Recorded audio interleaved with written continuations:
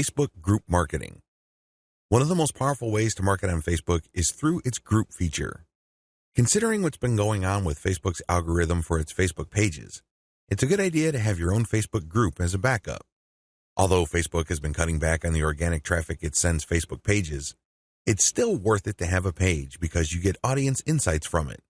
Another great benefit of having a page is the fact that you can copy and paste content from that page to Facebook groups. When people see your content in a group, they not only see the content, but they can also see a like button. When they click that like button, you get a new Facebook page fan. The key benefit of having a Facebook group lies in visibility. Facebook has made it clear that they are tweaking their Facebook page to reward actual engagement. Apparently, Facebook groups are not as suppressed as Facebook pages. In terms of visibility, you stand to reach more of your group members than with the page. The problem with Facebook groups.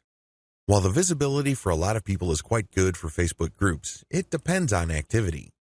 If the individual group member is not all that active in your group, maybe the person isn't liking or commenting, they're not going to get as many notifications on their Facebook update section than somebody who is active. This is a big drawback. The vast majority of people who would join your own Facebook group are not going to be active. They're just there to read information. They're just there to sit back and check out what you have to offer.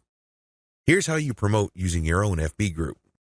Create your own groups after your pages mature.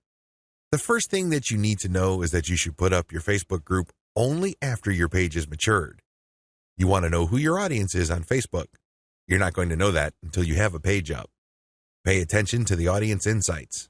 The data set that you would get from that analytics portion of your Facebook management dashboard will let you know who to target. Once you have enough users, and this depends on your niche, you should then put up your group. Your group must be as identical as possible to your page. If you have a logo, put the same logo there. If you have some sort of motto, put the same motto or slogan there. The key here is to use your Facebook group as an extension of the brand that you're creating with your Facebook fan page.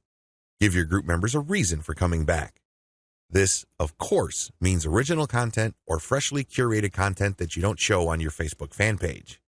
You have to give people a reason for following you on as many different places on Facebook as possible. This, of course, boils down to premium content. Market to other groups. This is the most important part of Facebook group marketing, because if you were to just build your own group as a supplemental source of traffic for your page, you're probably not going to grow all that much. You have to go to other groups which have already done a good job attracting the eyeballs that you want to attract. There has to be a tight fit between these groups and your niche. Go to those places and become a credible poster. This means that you should refrain from just dumping the same content that you have on your page to these groups. Invest time in them to become a local expert or a credible authority. It doesn't take much. If you're the first person to always comment and your comments are always insightful or bring new information to the table, people sit up and pay attention.